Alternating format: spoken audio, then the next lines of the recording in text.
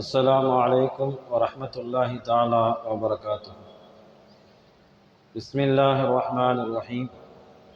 الحمد لله رب العالمين، والصلاة والسلام على سيد المرسلين وعلى آله وأصحابه أجمعين، أما بعد. فقد قال الله تبارك وتعالى في القرآن الكريم: أعوذ بالله من الشيطان الرجيم، بسم الله الرحمن الرحيم. وكل المؤمنات يغضضن من أبصارهن ويحفظن فروجهن ولا يبدين زينتهن إلا ما ظهر منها أو كما قال عليه الصلاة. صدق الله العليم. وقال النبي صلى الله عليه وسلم: من يلمن لي ما بين لحيه وما بين رجليه علمن له الجنة أو كما قال عليه الصلاة والسلام. سبحانك لا علم لنا إلا ما علمتنا إنك أنت العليم الحكيم. اللهم انفعني بما علمتني وعلمني ما ينفعني ربي زدني علما. ربنا رب ارحمهما كما ربياني صغيرا. ربي أدخلني مدخل صدق وأخرجني مخرج صدق واجعل لي من لدنك سلطانا نصيرا.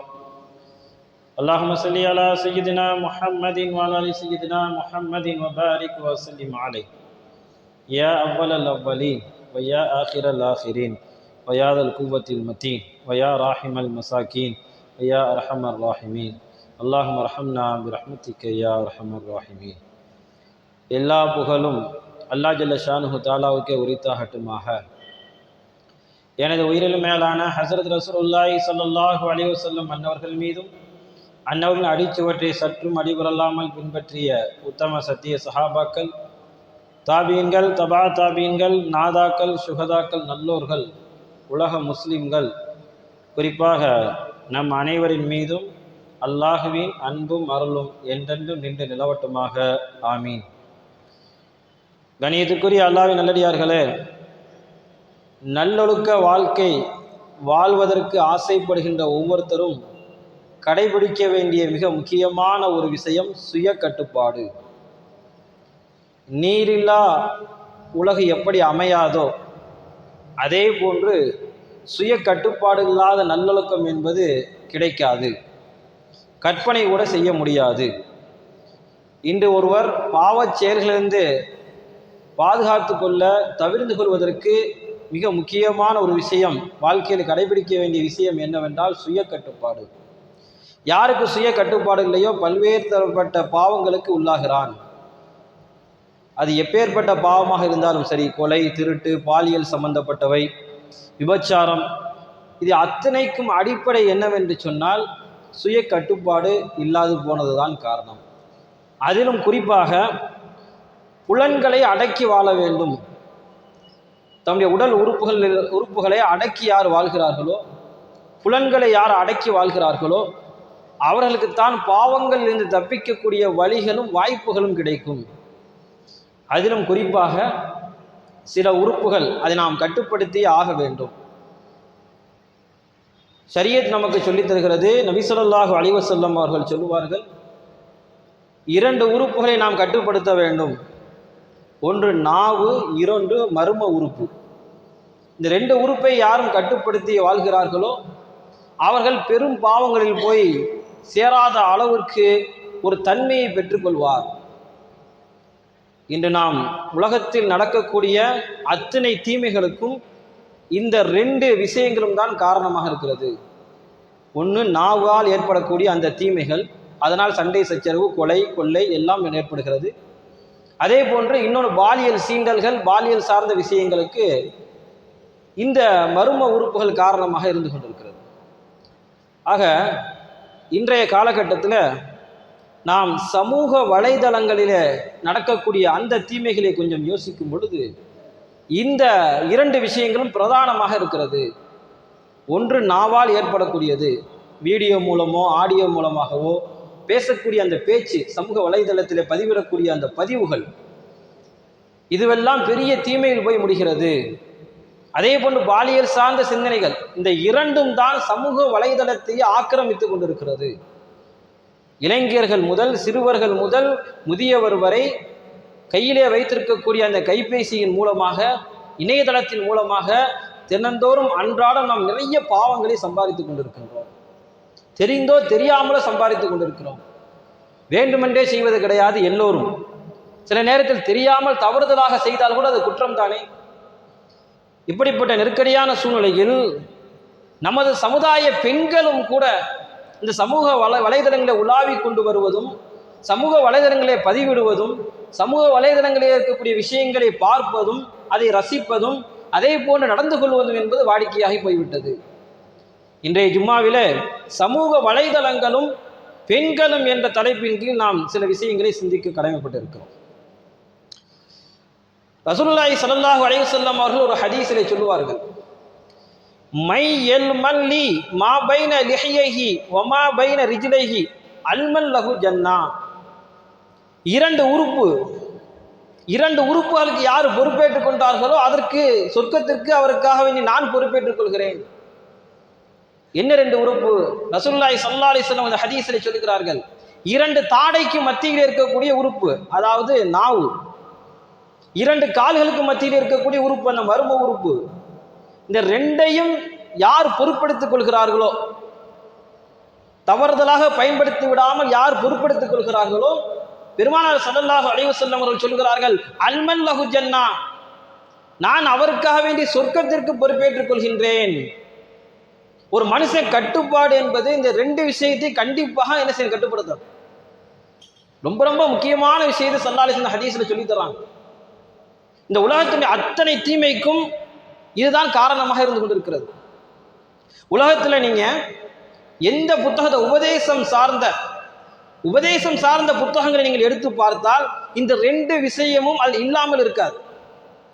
இந்த ரெண்டையும் யார் கட்டுப்படுத்திக் கொள்கிறார்களோ, தன்னுடைய கட்டுக்குள் வைத்துக் கொள்கிறார்களோ, அவர்தான் இந்த உலகத்திலும் சரி மறுமையிலும் வெற்றி பெற முடியும். அதனால்தான் பெருமானார் ஸல்லல்லாஹு அலைஹி வஸல்லம் இந்த ரெண்டையும் சொல்லித் தர்றாங்க. அதனால இந்த நாவும் சரி, இந்த மர்ம உறுப்பும் சரி, ரெண்டுமே ரொம்ப முக்கியம். அதை கட்டுப்படுத்துறது கொஞ்சம் கஷ்டம்னு நமக்கு தெரியுது. அதை யார் இந்த உலகத்துல கட்டுப்படுத்தி வாழ்கிறார்களோ மறுமையிலே அவர்களுக்கு சொர்க்கம் கிடைக்கிறது. ஸல்லல்லாஹு அலைஹி வஸல்லம் சொல்றாங்க, நான் பொறுப்பேற்றுக் கொள்கிறேன். இன்னைக்கு கட்டுப்பாடற்ற ஒரு சூழ்நிலை. விபச்சாரத்திற்கு சட்டப்பூர்வமாக அனுமதி வழங்க வேண்டும் என்ற உரிமை கோரல் இந்த உலகத்திலே நடந்து கொண்டிருக்கிறது. சட்டப்பூர்வமாக அனுமதி வழங்க வேண்டும்.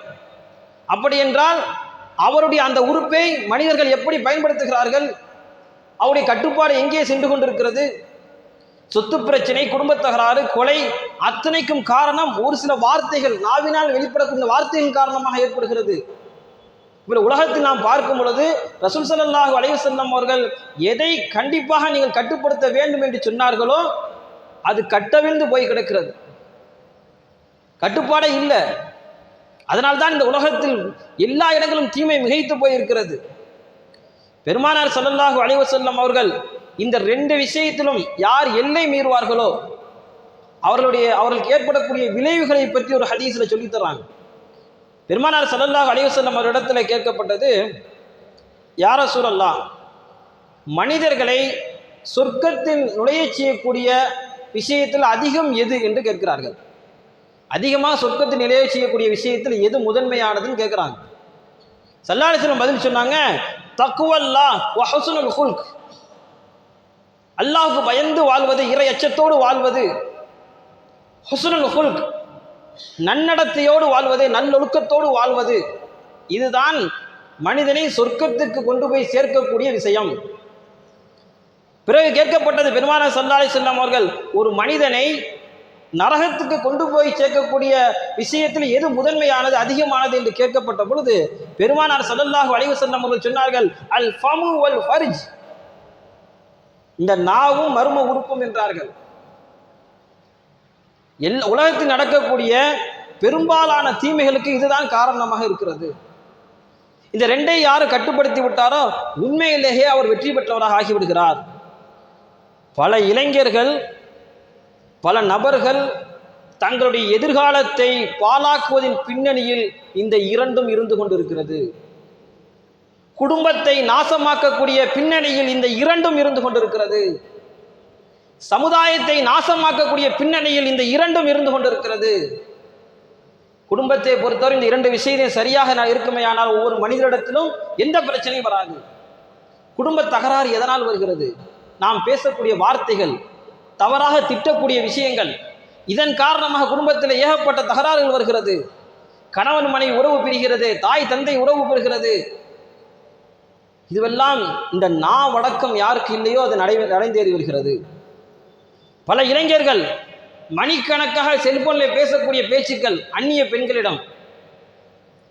இன்னைக்கு உலகம் தீமையுடைய உச்சத்துக்கு சென்று கொண்டிருக்கிறது. இதுவெல்லாம் ஒரு நேரத்தில், ஒரு காலத்தில் வெட்கமாக, கூச்சமாக, மரியாதை குறைவாக, அசிங்கமாக இருந்ததோ இன்று அதுவெல்லாம் சர்வ சாதாரணமாக போய்விட்டது. இளைஞர்கள் பல நபர்கள் இரவு முழுவதும் விடிய விடிய கூட சில பேர் என்ன செய்யறாங்க, வாட்ஸ்அப்ல இருக்கக்கூடியவங்க சாட் பண்ணி கொண்டு இருக்கிறாங்க. அந்நிய பெண்களிடம் பேசக்கூடியவர்களை நாம் பார்த்து கொண்டிருக்கிறோம். இது ஆண்கள் மட்டுமல்ல, பெண்களும் இந்த சூழ்நிலையில் தான் இருந்து கொண்டிருக்கிறார்கள். மணிக்கணக்காக அந்நிய ஆணிடமோ அல்லது அந்நிய பெண்ணிடமோ பேசக்கூடியவர்களாக இருப்பார்கள். ஆனால் நிச்சயமாக அவர்கள் பின்னடைந்து கொண்டே போகிறார்கள். ஒரு காலத்தில் ஸ்கூல் பிள்ளைகள் எப்படி இருந்தாங்க? இப்போ பெரியவங்களுக்கு தெரியும், ஸ்கூலுக்கு போயிட்டு வந்ததுக்கு பிறகு கையில் அந்த புத்தகத்தில் வச்சுருக்க ஒரு சின்ன பை இருக்கும். இப்போ விதவிதமாக நம்ம பிள்ளைகளுக்கு என்ன செய்யறோம், ஸ்கூல் பேக் வாங்கி கொடுத்துக்கிட்டே இருக்கிறோம். சாதாரண பை இருக்கும், இந்த மஞ்சள் பை இருக்கும், இல்லை ஸ்கூல் பேக் அது இருந்தாலும் கூட ஸ்கூல் விட்டதற்கு பிறகு, முடிஞ்சதற்கு பிறகு வேகமாக ஓடி வந்து வீட்டினுடைய வாசல்லே வச்சுட்டு பிள்ளைங்கெல்லாம் ஓடி போய் விளையாண்ட காலம் ஒன்று இருந்தது. நல்லா வேர்க்க வேர்க்க விளையாடி விட்டு மறுபடியும் வீட்டுக்கு வந்து இரவு உணவை சீக்கிரமே சாப்பிட்டு விட்டு 9 மணிக்கே படுத்து உறங்கிய குழந்தைகள் ஒரு காலத்தில் இருந்தார்கள். ஆனால் இன்று 11 மணி 12 மணி விடிய விடிய செல்போனை நோண்டக்கூடிய இளைஞர்களாக, பிள்ளைகளாக நம்முடைய பிள்ளைகள் இருந்து கொண்டிருக்கிறார்கள். போர்வையை போர்த்தி கொண்டு என்ன செய்யறாங்க, இரவு நேரம் முழுவதும் என்னது, தூக்கத்தை இழந்து அந்த செல்போனுடைய இணையதளத்திலே பார்க்கக்கூடிய காட்சிகள், அவர்கள் பேசக்கூடியவைகள் அத்தனையும் கண்டுகளிக்கக்கூடிய ஒரு சூழ்நிலை இளைஞரிடத்தில் இருந்து கொண்டிருக்கிறது. இது இந்த இளைஞர்களின், அது ஆணாக இருக்கட்டும் பெண்ணாக இருக்கட்டும், எதிர்காலத்தை சிதைத்து சின்னா பின்னமாக்கக்கூடிய ஒரு காரியமாக இருந்து கொண்டிருக்கிறது. இதையே நம்மளால கண்டிக்க முடியல. நம்ம வீட்டு பிள்ளைங்க இதெல்லாம் செய்யறாங்க, ஏன் கண்டிக்க முடியல அப்படின்னா, மிகப்பெரிய ஒரு சாபக்கேடா என்னன்னு தெரியல. என்ன மிகப்பெரிய ஒரு நெருக்கடியான ஒரு நவயுக காலத்தை நம்ம வாழ்ந்துகிட்டு இருக்கிறோம். யாராலையுமே செல்போனை கண்ட்ரோல் பண்ண முடியல. அதுதான் காரணம். வீட்டில் 5 பேர் இருந்தாங்கன்னா 5 பேருக்கு நம்ம டேட்டா யூஸ் பண்றோம். 5 பேருக்கு மாசம் மாசம் என்ன செய்யறோம், காசு நெட்டுக்காகவே நெட் பேக்கு போடுறோம். நம்ம பிள்ளைகளுக்கு போடுறோம், மனைவிக்கு போட்டு கொடுக்குறோம், பெரிய பிள்ளைங்களுக்கு போடுறோம், சின்ன பிள்ளைங்களுக்கு போடுறோம். அந்த காசு நம்ம வருமானத்திலிருந்து நம்ம என்ன செய்யறோம், டேட்டா பேக்கு போட்டு கொடுக்குறோம். அந்த டேட்டா பேக் மூலமாக அவங்க பார்க்கக்கூடிய காட்சிகள், பேசக்கூடிய பேச்சுகள் அத்தனை தீமைக்கு நம்ம உடன்படுறோம். தீமை அந்த குடும்ப தலைவனை தான் சாரணும். இப்ப என்ன செய்ய முடியல, நம்மளும் அந்த வேலையை செய்கிறோம், நம்ம வீட்டில் உள்ள பெண்கள் அந்த வேலையை செய்கிறாங்க, நம்முடைய குழந்தைகளும் அந்த வேலையை செய்கிறது. தீமை எவ்வளவு பெரியது தெரியுமா? படிப்பிலே மந்தம், ஞாபக சக்தி குறைவு, வேலை வாய்ப்பிலே பின்னடைவு, சொல்லப்போனா ஒரு சீரழிஞ்ச சமுதாயமாக உருவாகி கொண்டிருக்கிறது. இன்னைக்கு செல்போனை பத்தி நிறைய பேர் பேசிட்டாங்க. ஆனா ஏன் கட்டுப்பாடுக்கு வர முடியல அப்படின்னு யோசிக்கும் பொழுது, என்னையும் சேர்த்து யாரிடத்திலுமே அந்த கட்டுப்பாடு இல்லை. நம்ம முதல்ல அந்த போனை கொஞ்ச நேரம் வச்சா தானே பிள்ளைங்கன்னு வைப்பாங்க. நம்ம அந்த போனை கொஞ்ச நேரம் ஓய்வு கொடுத்தா தான் நம்ம வீட்டில் உள்ள மனைவி மக்களும் ஓய்வு கொடுப்பாங்க. ஆக இதுக்கெல்லாம் ஒரு நேரத்தில் பதில் சொல்ல வேண்டிய சூழ்நிலை நமக்கு இருக்கிறது என்பதை நாம் தெரிந்து கொள்ள வேண்டும். சமூக வலைதளங்களின் தீமை என்று பார்க்கும் பொழுது ஏராளம் இருக்கிறது, பட்டியலிட்டா நிறைய இருக்குது. இந்த உலகத்தையே ஆண்டு கொண்டிருக்கக்கூடிய மிகப்பெரிய ஒரு வஸ்துவே சமூக வலைதளம் தான். சமூக வலைதளத்தை இப்ப எடுத்துட்டோம், ஒரு கற்பனையாக. யாருக்குமே வாட்ஸ்அப்பும் கிடையாது, ஃபேஸ்புக்கும் கிடையாது, இன்ஸ்டாகிராம் கிடையாது, எந்த வலைதளம் கிடையாது, எல்லாம் முடிஞ்சிருச்சு. 2026 முடிஞ்சிருச்சு, ஜனவரி 16 முடிஞ்சிருச்சுன்னு வச்சுக்கிறோம். இப்ப ஜும்மா முடிச்சுட்டு வீட்டுக்கு போனோம்னா அதெல்லாம் நமக்கு இல்லை, எல்லாத்தையும் க்ளோஸ் பண்ணியாச்சுன்னு வச்சுக்கிறோம். யாராலையும் நம்மளால நிம்மதியாக இருக்கவே முடியாது. எல்லாரும் உளவியல் ஆஸ்பத்திரிக்கு போகணும், ஏன்னா அவ்வளவு பாதிக்கப்பட்டுருவோம். அவ்வளவு நம்ம ஊறி போய் இருக்கிறோம். நான் யார் சாதாரண மொபைல் வச்சிருக்காங்களோ உண்மையிலேயே பாக்கியசாலிகள். யார் வந்து கீபேடு மொபைல் வச்சு நான் ஃபோன் வந்து அட்டன் பண்ணிக்கிறேன், அதை மட்டும் நான் பயன்படுத்தி யார் பயன்படுத்துகிறாங்களோ உண்மையிலே அவர் இந்த காலத்திலே பாக்கியசாலிகள். அத்தனை தீமைகளும் அதில் இருந்து கொண்டு இருக்கிறது. இதில் தீமைகள் என்று பார்க்கும் பொழுது அவதூறை பரப்பக்கூடிய மிகப்பெரிய ஒரு பாவம் இதில் நடந்தேறிக்கொண்டே இருக்கிறது. சமூக வலைதளத்தில் அவதூறை பரப்புறது. ஏன்னா இது பொதுவான விஷயத்தை நம்ம முதல்ல தெரிஞ்சுக்கிறோம். அரசியலாக இருக்கட்டும், மற்ற பொருளாதார விஷயமாக இருக்கட்டும், எந்த விஷயமா இருந்தாலும் இணையதளத்தில் அதிகமாக வதந்திகளும் அவதூறுகளும் பரவிக்கொண்டே இருக்கிறது. அதை நாம் பரப்பிக்கொண்டே இருக்கிறோம். சில பேர் என்ன செய்யறாங்க, எதையுமே படிக்கிறது இல்லை, ஃபார்வேர்டு பண்ணிக்கிட்டே இருக்கிறது. என்னப்பா நீ ஃபார்வேர்டு பண்ணிக்கிட்டே இருக்கிறே, என்ன விஷயம்னு கேட்டோம் அப்படின்னா, அது நான் எழுதலை, நான் என்ன செய்ய, நான் பொறுப்பாளி கிடையாது, ஃபார்வேர்டு மெசேஜ் வந்துச்சு, நான் ஃபார்வேர்டு பண்ணிவிட்டேன். நல்லா விளங்கிக்கிறணும், நம்ம ஐடியிலேருந்து ஃபார்வேர்டு பண்ணோம் அப்படின்னா நம்ம தான் பொறுப்புதாரி. இங்கே வேணால் காரணம் சொல்லிடலாம், நான் அதை எழுதலை, நான் டைப் பண்ணலைன்னு சொல்லிடலாம். ஆனால் அல்லாஹ்விடத்தில் அதை படிக்கணும், அது உண்மைதானா நம்ம என்ன செய்யணும், ஆதாரப்பூர்வமான தகவலாக இருந்துச்சு அப்படின்னா தான் நம்ம ஷேர் பண்ணணும். எதையெல்லாம் நம்ம ஷேர் பண்ணிட்டோம் அப்படின்னா நம்ம தான் பொறுப்புதாரி. இன்னைக்கு எத்தனையோ விஷயங்கள் வதந்தி போயிட்டே இருக்குது.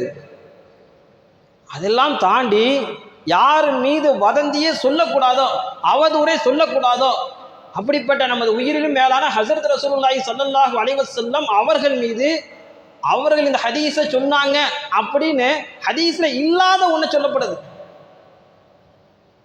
ஸல்லல்லாஹு அலைஹி சொன்னாங்க, யார் என் மீது வேண்டுமென்றே இட்டுக்கட்டுகிறார்களோ அவர்கள் தங்களுடைய தங்குமிடத்தை நரகமாக ஆக்கி கொள்ளட்டும். ஸல்லல்லாஹு அலைஹி கடுமையான எச்சரிக்கை இருக்குது. ஆனால் நபி ஸல்லல்லாஹு அலைஹி வஸல்லம் அவங்கள பற்றி எப்படி வருது, ஸல்லல்லாஹு அலைஹி வஸல்லம் ஹதீஸ்ல இதை சொன்னாங்க, ஸல்லல்லாஹு அலைஹி வஸல்லம் ஹதீஸ்ல இதை சொன்னாங்கன்னு எத்தனையோ விஷயங்கள் பரவுது. ஒரு சில வருடங்களுக்கு முன்பாக இப்போ கூட இடையில வந்துச்சு, ரமலான் மாதத்தை இந்த நேரத்தில் இந்த நாளில் ரமலான் பிறை முதல் பிறை ஆரம்பமாகிறது, அதை யார் முதல்ல சொல்கிறாங்களோ அவங்க சொர்க்கவாசி, இது போன்ற ஒரு மெசேஜ். இதெல்லாம் ஹதீஸே கிடையாது. ஆனால் எத்தனை பேர் இதை ஃபார்வேர்டு பண்ண தெரியுமா? யார் மேலேயே அவதூறு பரப்பிட்டு கடைசி நபி ஸல்லல்லாஹு அலைஹி வஸல்லம் அல்லாஹ் பாதுகாக்கணும், அவங்க சொல்லாத விஷயத்தையும் நம்ம என்ன செய்யணும், ஃபார்வேர்டு பண்ணுறோம். அப்போ சமூக வலைதளத்தின் தீமை என்று பார்க்கும் பொழுது பொதுவான எல்லாருக்கும் மத்தியில் ஒரு விஷயம் பரவி கொண்டே இருக்கிறது, வதந்தி போயிட்டே இருக்குது. எது உண்மை எது சரின்னு அறிய முடியல. அதை விட இப்போ மோசமான காலம் ஏஐ வந்திருக்கு, ஆர்டிஃபிஷியல் இன்டெலிஜென்ஸ். எந்த வீடியோவும் நம்மளால் நம்ப முடியல, எல்லாமே பொய், எல்லாமே ஏஐன்னு போட்டுறாங்க. அப்படிப்பட்ட ஒரு மோசமான ஒரு காலகட்டத்தில் நம்ம வாழ்ந்து கொண்டு இருக்கிறோம். சமீபத்தில் கூட நீங்கள் கேள்விப்பட்டிருக்கலாம், இப்போ எதுக்கடுத்து நம்ம என்ன செஞ்சிடறோம், ஏதாவது மருத்துவ ரீதியான பிரச்சனை அப்படின்னா உடனே கூகுளில் என்ன செஞ்சு சர்ச் பண்ணுறோம், நம்முடைய மாத்திரைகளை, நம்ம என்ன இருக்குது, நம்முடைய பிரச்சனைகளை சர்ச் பண்ண ஆரம்பிச்சிடுறோம், வீடியோக்கள் பார்க்க ஆரம்பிச்சிடுறோம். ஆனால் இப்போ ஏஐ வீடியோ நிறைய உலாவிக்கிட்டு இருக்குதான், அதெல்லாம் பொய் மருத்துவத்தை சொல்லி கொண்டிருக்கிறது.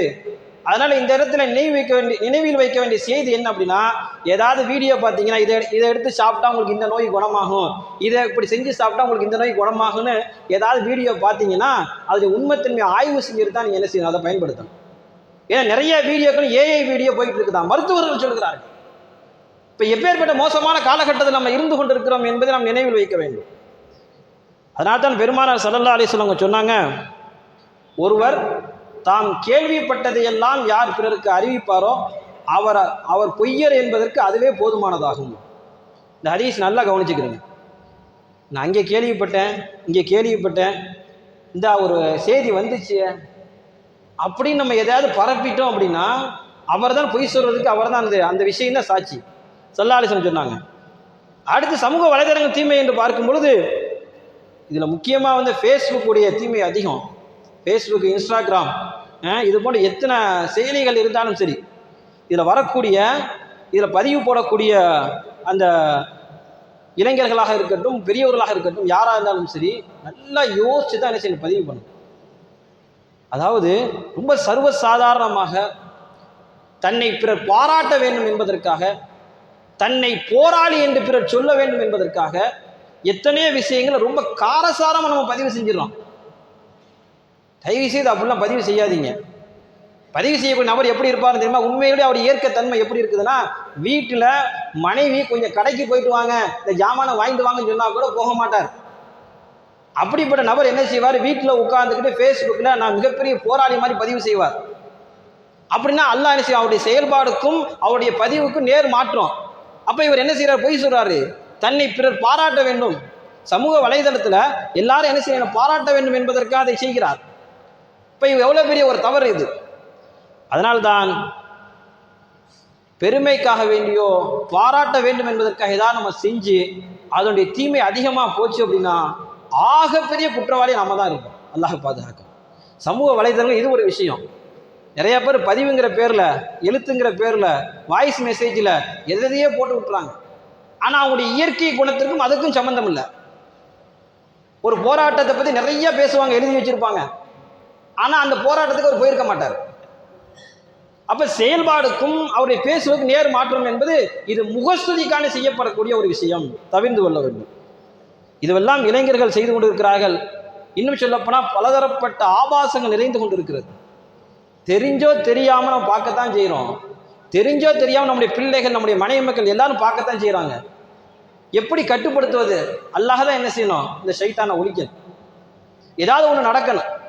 இந்த கொரோனா மாதிரியே ஏதாவது நடந்தாவது கட்டுப்பாடுக்கு வருவோமா என்னன்னு தெரியல. ஏதாவது கொஞ்சம் கட்டுப்பாடு, தகவல் பரிமாற்றம் என்ற பேரிலே ஆரம்பத்தில் தகவலுக்காக வேண்டி ஏற்படுத்தப்பட்ட ஒவ்வொரு விஷயமே இன்று எதில் வந்து முடியுது அப்படின்னா கடைசியாக ஆபாசத்தில் வந்து தான் முடிகிறது. எல்லாமே பணம் சம்பாதிப்பதில் வந்து முடிகிறது. நம்முடைய எண்ணங்கள், நம்முடைய ஆசைகள் பிறருக்கு பணம் சம்பாதிப்பதற்குரிய வாய்ப்பாக அமைந்து விடுகிறது. இந்த நேரத்தில் நம்ம சிந்திக்க வேண்டிய செய்தி என்ன அப்படின்னா, இப்படி சமூக வலைதளங்களுடைய பிரச்சனை ஏராளம் இருக்கிறது. எல்லாத்தையும் நம்ம ஒரு ஜும்மால பேசி முடிக்க முடியாது. ஆனால் அதே நேரத்தில் எப்படி இந்த ஆண்கள் இப்படி இளைஞர்கள் இப்படி பாதிக்கப்படுறாங்களோ அதே மாதிரியா உம்மத்தின் கண்களாக இருக்கக்கூடிய நம்முடைய பெண்மணிகளும் பாதிக்கப்படுறாங்க. நம்முடைய சமுதாய பெண்கள் பாதிக்கப்படுகிறார்கள். நம்ம குடும்பத்தில் எல்லாரும் இந்த பாதிப்பில் இருக்கத்தான் செய்யறாங்க. ஆனால் பாதிப்பு குறைவாக இருக்குது, அல்லாஹ் பாதுகாத்து வச்சிருக்கான். சில பெண்கள் பாதிப்பு அதிகமாகி அதனுடைய வீரியங்கள் அதிகமாகி எங்கேயோ சென்று கொண்டிருக்கிறார்கள். இஸ்லாத்தை விட்டு, ஈமானை விட்டு அல்லாஹ் பாதுகாக்க வேண்டும். பெண்களை பாதுகாப்பது என்பது நம்முடைய கடமை. இந்த உலகத்தில் எல்லா சமூகங்களை பீடித்திருக்கக்கூடிய ஒரு விஷயம் இந்த இணையதளத்தினுடைய மிகப்பெரிய ஒரு தாக்கம். இந்த வியாதியை நம்மளால் என்ன செய்ய முடியாது, குணப்படுத்த முடியாத வியாதி.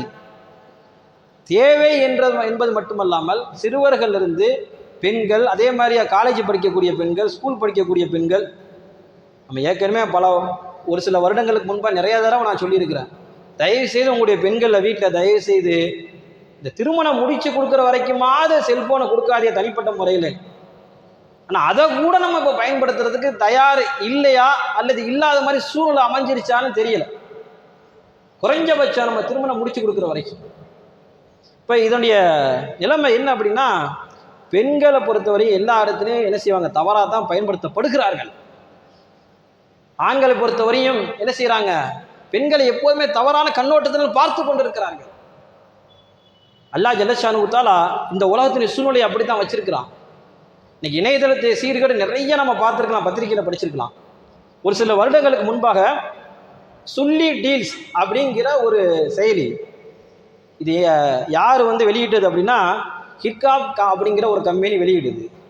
இதில் என்ன அப்படின்னா, நம்ம சமுதாய பெண்களுடைய போட்டோக்கள் எல்லாம் கலெக்ட் பண்ணி இது என்னது அந்த வலைதளத்தில் வச்சு இவங்கெல்லாம் என்ன செய்யறது, இதை ஒரு ஏலமாக எடுத்துக்கொள்றது.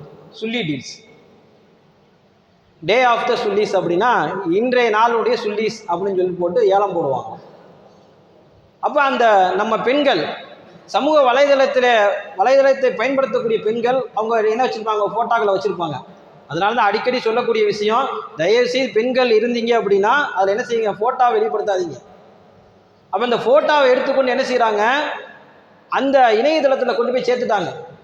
ஒரு விமானி, ஹனாக்கான் என்ற ஒரு விமானி, நம்முடைய முஸ்லீம் பெண்மணி, அந்த பெண்ணுடைய ஃபோட்டோவும் அந்த சுல்லி டீல்ஸ் அப்படிங்கிற வெப்சைட்டில் இருக்குது. இதை பார்த்த அந்த பெண்ணுடைய தோழி இந்த வெப்சைட்டில் உடைய ஃபோட்டோ இருக்குதுன்னு தகவலை சொல்கிறாங்க. ஹனாக்கான் போய் அந்த வெப்சைட்டை பார்த்துக்கணும், அதிர்ந்து போகிறாங்க.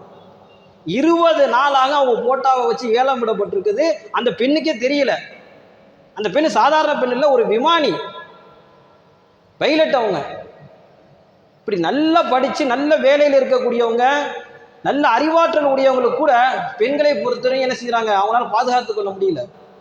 இப்போ சாதாரண பெண்கள், படிப்பறி இல்லாதவர்கள், கிராமப்புற பெண்கள்லாம் என்ன செய்வாங்க? இன்னைக்கு இது போன்ற ஏகப்பட்ட விஷயங்கள் நடந்து கொண்டே இருக்கிறது. காரணம் என்ன அப்படின்னா, பருதா மீறப்படுகின்ற பொழுது இன்னைக்கு பருதாவை என்ன செய்கிறாங்க, எல்லாரும் இஸ்லாம் அடிமைப்படுத்துகிறது என்று சொல்கிறார்கள். எங்கே பருதா மீறப்படுகிறதோ அது விளைவுகளை சந்தித்தே ஆக வேண்டும். நம்ம ரொம்ப பேர் நினச்சிக்கிட்டு இருக்கிறோம், பருதா அப்படின்னா ஒரு கருப்பு புருக்கா மட்டும் எடுத்து என்ன செஞ்சுக்கிறது, சுற்றிக்கிட்டு போகிறது மட்டும் நினச்சிக்கிறோம். அது பருதா தான். என்ன செய்யறது, பருதா போடுறது அது சரிதான், தன்னை மறைத்துக் கொள்வது. பருதாவுடைய இன்னொரு அர்த்தம் என்னவென்றால், அந்நிய ஆண்களுக்கு மத்தியில் நம்ம என்ன செய்கிறது, வெளிக்கொணரக்கூடாது.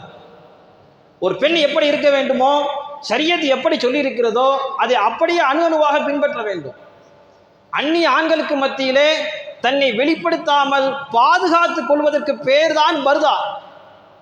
வெளியில போகும்போது நம்ம என்ன செய்யறோம், பாதுகாப்புக்காகவே நீ மேலே போடக்கூடிய அங்கி, அது ஒரு பருதா தான். ஆனால் பருதா முறையில் என்று வரும் பொழுது அந்நிய ஆண்களுக்கு முன்னாடி என்ன செய்யணும், நம்ம வெளிக்கொணரக்கூடாது, தன்னுடைய அழகை வெளிக்காட்டக்கூடாது, ரொம்ப கவனமாக இருக்கணும். மறைக்க வேண்டிய உறுப்புகளை மறைத்து இருக்க வேண்டும். குர்ஆன்ல பெரிய பட்டியலே இருக்குது, யாருக்கு முன்னாடி நிற்கணும், யாருக்கு முன்னாடி நிற்கக்கூடாது, ஒரு பெண் எப்படி அலங்கரிக்க வேண்டும். சமீபத்தில் நீங்கள் கேள்விப்பட்டிருக்கலாம், இந்த சமூக வலைதளங்களில் சீரழிந்த பெண்கள் ஏராளமான நபர், குறிப்பாக இப்போ ரொம்ப வைரலாகிட்டு இருக்கக்கூடிய ஒரு வீடியோ, இந்த கடையநல்லூரில் இருக்கக்கூடிய ஒரு பெண்மணி. அந்த பெண்மணி அவங்க ரீல்ஸ் போட்டுக்கிட்டே இருந்தாங்க. அந்த ரீல்ஸ் போடக்கூடாதுன்னு ஒரு பெற்றோர்கிட்ட சொன்னதுக்காக வேண்டி கடையநல்லூருடைய மானம் என்ன செய்கிறது, போகிறது. நீங்கள் என்ன செய்யாது, கொஞ்சம் உங்களுடைய பெண்ணை கொஞ்சம் கண்டிச்சு வைங்க அப்படின்னு சொன்ன நேரத்தில் அந்த பெண்மணி மறுபடியும் என்ன செஞ்சிட்டாங்க, அந்த ஊரையே திட்டி என்ன செஞ்சிட்டாங்க, போஸ்ட் போட்டாங்க. இது யாருக்கு லாபம்? யாரும் இஸ்லாத்தை சிதைக்க வேண்டும், இஸ்லாமிய பெண்களை வீணாக்க வேண்டும் என்று நினைத்து கொண்டிருக்கிறாரோ அவங்களுக்கு தான் லாபம். இது வைரலாக போயிட்டு இருக்குது, பல பேர் பல கருத்துக்கள் போய் கொண்டிருக்கிறது. இந்த நேரத்தில் நாம் சிந்திக்க வேண்டிய விஷயம் என்ன தெரியுமா, அதை கண்டுக்கிறாம விடுறது தான் சரி. ஒன்றும் எதையுமே கண்டுக்கிறாதீங்க தயவு செய்து. சமூக வலைதளத்தில் மோசமான நடவடிக்கைகள் ஏற்படுகிறதா, நிச்சயமாக அதை நாம் கண்டுகொள்ளும் பொழுது அதனுடைய வீரியம், எதிர் விளைவுகள் அதிகமாகி கொண்டே போகிறது. ரெண்டாவது விஷயம், இது போன்ற நிகழ்வுகள் நடக்கும் பொழுது நமக்கு ஒரு படிப்பினையாக நம்ம எடுத்துக்கிறோம். அந்த பெண்ணுடைய அந்த விஷயத்தை வச்சு நம்ம ஒரு படிப்பினை எடுத்துக்கிறோன்னா, நம்ம குடும்பத்தை சரி செய்யணும், நம்ம பிள்ளைகளை சரி செய்யணும். நம்ம பிள்ளைகள் இப்படி விட்டால் நாளைக்கு வேற மாதிரி சூழ்நிலை ஏற்பட்டு விடும். அதான் ஒரு படிப்பினையாக நம்ம எடுத்துக்கொள்ளணும். மிக முக்கியம் அதான். நம்ம என்ன செய்யணும், ஆரம்பத்திலிருந்தே இதை என்ன செய்கிறோம், ஆதரிக்கிறோம். எப்போலேருந்து ஆதரிக்கிறோம் தெரியுமா? இந்த பெண் நடனம் ஆடி அதை வீடியோ எடுத்து வெளியில் ஃபேஸ்புக்கில், இன்ஸ்டாகிராம் அப்லோடு பண்ணுது அப்படின்னா, அது சிறு வயதிலிருந்து அந்த எண்ணங்கள் இருந்து கொண்டே இருக்கும். சினிமா மோகத்திலிருந்து நம்ம இன்னும் வெளியில் வரவே இல்லை யாருமே. சினிமா மோகம் தான் நம்ம ஆட்டி படைத்து கொண்டு இருக்கிறது. நம்முடைய நடை, உடை, பாவனை, கலாச்சாரம், சினிமா பாடல்கள், சினிமா படங்கள், இதுதான் நம்மளுடைய ரத்தத்தோட ரத்தம் ஊறி போயிருக்குது. அதனால தான் அதை விட்டு நம்ம எல்லாம் வெளியில் வர முடியல. எங்கேயோ ஒரு இடத்துல இப்படி விஷயம் நடக்குது, அங்கே போய் நம்ம கருத்து சொல்றதை விட்டுட்டு நம்ம என்ன செய்யணும், நம்முடைய குடும்பத்தை பார்க்கணும், நம்முடைய குடும்பத்தை சரி செய்யறதுக்கு முயற்சி பண்ணணும். சிறு பிள்ளையில இருந்து நம்ம என்ன செய்யறோம், ஸ்கூலுக்கு போறது சின்ன பிள்ளை என்ன செய்யறோம், சினிமா பாடலுக்கு ஆட விட்டுறோம். ஆரம்பத்தில் செய்யக்கூடிய நம்முடைய தவறு தான். என்ன செய்யணும், ஸ்கூலில் ஏதாவது ஆனுவல் டே நடக்குது, ஏதாவது ஃபங்க்ஷன் நடக்குது, நம்ம வீட்டு பெண் பிள்ளையில் என்ன செய்கிறோம், பெண் பிள்ளையாக இருக்கட்டும், ஆண் பிள்ளையாக இருக்கட்டும், சின்ன பிள்ளை அப்படிங்கிற பேரில் டான்ஸுக்கு விட்டுறோம், பாட்டு பாடுறதுக்கு விட்டுறோம். அங்கே இருந்து நம்ம விதையை போடுறோம். அது பெரிய பிள்ளை ஆனதுக்கு பிறகு இது போன்ற விஷயங்களிலே மாட்டிக்கொள்கிறது. இன்னைக்கு 2026 நம்ம இந்த விஷயத்தை செஞ்சோம்னா இன்னொரு 20 வருஷம் கழிச்சு அன்றைய காலகட்டத்தில் எந்தெந்த விஷயம்லாம் இருக்குதோ அதையெல்லாம் நம்முடைய பிள்ளைகள் செய்வார்கள். நம்ம என்ன செய்யணும், இது போன்ற விஷயங்கள் நம்ம படிப்பனையாக எடுத்துக்கொள்ளணும். பெருமானார் ஸல்லல்லாஹு அலைஹி வஸல்லம் அவர்கள் நிறைய ஹதீஸில் வலியுறுத்தியிருக்கிறாங்க. குர்ஆன் சொல்லுகிறது, வக்குலில் முஃமினாத்தி யகுலுன்ன மின் அப்சாரிஹின்ன வ யஹ்ஃபல்ன மின் ஃபுரூஜிஹின்ன, உங்களுடைய தலையை தாழ்த்தி கொள்ளுங்கள், கற்பை பாதுகாத்துக் கொள்ளுங்கள். குர்ஆன் கட்டளையிடுகிறது. தொடர்ச்சியாக அந்த வசனத்தில் சொல்லக்கூடிய விஷயம் என்ன தெரியுமா, யாராருக்கு மத்தியிலெல்லாம் உங்களுடைய அழகை வெளிப்படுத்தலாம், யாராருக்கு முன்னே நீங்கள் மறைந்து இருக்கணும் அப்படிங்கிற பட்டியல்லாம் அல்லாஹ் என்ன செய்ய சொல்கிறான். உங்களுடைய கணவன்மார்கள், உங்களுடைய பிள்ளைகள், உங்களுடைய சகோதரனுடைய பிள்ளைகள், உங்கள் கணவன்மாருடைய தந்தைமார்கள், அதாவது மாமனார்கள், இப்படி குறிப்பிட்ட நபர்களுக்கு மத்தியில் தான் நீங்கள் என்ன செய்யலாம், சகஜமாக இருக்கலாம். மற்ற ஆள்கிட்ட நீங்கள் என்ன செய்கிறது, பர்தா முறைப்படியே என்ன செய்ய, பர்தாவை நீங்கள் பேணிக்கொள்ள வேண்டும் என்று அல்லாஹ் சொல்கிறான். நீங்கள் நடக்கும் போது கூட கால்களை தட்டி நடக்காதீர்கள், பெண்களுக்கு இட்ட கட்டளை. வலா எதிரிபுன பி அர்ஜுலிஹின்ன லியுஅலம மா யக்ஃபீன மின் ஸீனத்திஹின்ன. உங்களுடைய அலங்காரங்கள் தெரியும் அளவுக்கு நீங்கள் என்ன செய்ய, காலை தட்டி தட்டி நடக்காதீங்க. இதெல்லாம் ஏன் சொல்லணும் இஸ்லாத்தில்? பெண்களை ஏன் இவ்வளவு பாதுகாக்கணும்? சம உரிமை, பெண்களும் ஆண்களும் சமம் கிடையவே கிடையாது. ஒரு பெண்ணால 10 மாசம் குழந்தையை சுமக்க முடியும், ஒரு ஆணால சுமக்க முடியாது. எத்தனையோ விஷயங்கள் இருக்கு தோற்றத்தால். அதே மாதிரி ஆண் பெண் இருக்கும் எத்தனையோ வேறுபாடுகள் இருக்கிறது. அதையெல்லாம் கவனித்து தான் இஸ்லாம் சட்டம் சொல்லி தருகிறது. ஒரு ஆணை பொறுத்தவரை எங்கேயும் எப்படி போயிட முடியும், பெண்ணுடைய சூழ்நிலை அப்படி அல்ல. இன்னும் சொல்ல போனா இஸ்லாமிய மார்க்கத்தில் ஆண்களை விட பெண்களுக்கு சலுகைகள் அதிகம். கிட்டத்தட்ட அவங்க மாதத்துல சுத்தம் இல்லாத நாட்கள்ல அவங்களுக்கு தொழுகையே கடமை இல்லை. ஆண்களுக்கு அப்படி சொல்லப்பட்டிருக்கதா? நீங்க ஒரு 6-7 நாளைக்கு 3 நாளைக்கு 5 நாளைக்கு தொழுகாம இருந்துட்டா பரவாயில்ல அப்படின்னு சலுகை கொடுக்கப்பட்டிருக்குதா? பெண்களுக்கு சலுகை கொடுக்கப்பட்டிருக்கிறது. மாசத்துல நீங்க 7 நாள் தொழுகிறதுக்கு வாய்ப்பு இல்லைன்னா தொழுகாம இருந்துக்கலாம், கடமை இல்லை. அப்ப சமத்துவம் இங்கே நோக்கம் அல்ல. ஆணுக்கும் பெண்ணுக்கும் அவருடைய சூழ்நிலைக்கு தகுந்தால் இஸ்லாம் சட்டம் சொல்லி தருகிறது. நீங்க இப்படித்தான் இருக்கணும், இப்படி இருந்தா தான் பாதுகாப்பு. நிறைய விஷயங்கள் சம்பவங்கள் நடந்தும் கூட நாம இன்னும் கவனம் செலுத்தாமல் இருக்கிறோம். அல்லாஹ் பாதுகாக்கணும். கடைசியா பெருமானார் ஸல்லல்லாஹு அலைஹி வஸல்லம் அவர்கள் ஒரே ஒரு ஹதீஸ் எச்சரிக்கிறார்கள். 3 நபர்கள் நாளை கியாமத்துடைய நாளையில் அல்லாஹ் ஜல்லஷானஹு தஆலா அவர்களை பார்க்கவே மாட்டான். முதலாம் நம்பர் யாருன்னா ஆக்குல் வாலிதை, பெற்றோரை நோவினைப்படுத்தக்கூடியவன். தயவு செய்து பெற்றோரை நோவினைப்படுத்தாதீங்க. அது மாதிரியா பெரிய பாவம் எதுவுமே கிடையாது, நாளைக்கு அல்லாஹ் பார்க்கவே மாட்டான். 2வது நபர் வல் மர்அத்துல் முர்தஜிலா, ஆண்களுக்கு ஒப்பாக நடந்து கொள்ளக்கூடிய பெண். ஆண்களுடைய தோற்றத்தில், அவருடைய ட்ரெஸ்ஸில், உடையில, பாவனையில தன்னை அலங்கரித்துக் கொள்ளக்கூடிய பெண். 3வது துயூஸ், இதுதான் முக்கியம் நமக்குள்ள செய்தி. குடும்ப பெண், நம்முடைய வீட்டு பெண்கள் ஒரு தவறான ஒரு கெட்ட விஷயத்தை செய்யும் பொழுது அதை பொருந்தி கொள்ளக்கூடிய நபர். வீட்டில் மனைவி, பிள்ளைகள், மகள்கள், பெண்கள் ஏதாவது தவறு செய்கிறாங்க, அதை இவர் என்ன செய்யறது, புரிஞ்சு கொள்ளக்கூடிய ஆணாக இருக்கக்கூடாது. இப்படிப்பட்ட ஆணை நாளைக்கு மறுமையில் அல்லாஹ் என்ன செய்ய மாட்டான், பார்க்க மாட்டான். இந்த ஹதீஸை எப்போதுமே ஞாபகத்தில் வச்சுக்கிறணும். இன்னைக்கு காசு பணம் சம்பாதிப்பதற்காக, ரீல்ஸுக்காக வேண்டி என்ன செய்கிறாங்க, கணவனை தன்னுடைய மனைவியை அரைகுறை ஆடையுடன் வீடியோ எடுத்து அனுப்பக்கூடிய காட்சிகளை எல்லாம் நாம் பார்த்து கொண்டே இருக்கிறோம். அல்லாஹ் ஜல்லஷானஹு தஆலா பாதுகாக்க வேண்டும். நம்முடைய பெண்களை பாதுகாக்கணும். உலகத்தில் எல்லாமே நடக்கும், அதையெல்லாம் நம்மளால திருத்த முடியாது. நாம தெரிந்து கொள்றதுக்கு முயற்சி எடுக்கலாம். நம்ம வீட்டு பெண்களை திருத்துறதுக்கு முயற்சி பண்ணலாம். குறைஞ்சபட்சம் செல்போனை நம்ம குறைச்சிட்டோம் அப்படின்னா வீட்டில் உள்ளவங்க குறைச்சிருவாங்க. அல்லாஹ் ஜல்லஷானஹு தஆலா பேர்பட்ட மிகப்பெரிய ஒரு விஷயத்திலிருந்து, குறிப்பாக சமூக வலைதளங்களிலிருந்து நம்முடைய பெண்களை முழுமையான முறை காப்பாற்றி அருள் புரிவானாக. ஆமீன். வாஹிரு தஅவானா அல்ஹம்துலில்லாஹி ரப்பில் ஆலமீன். அஸ்ஸலாமு அலைக்கும்.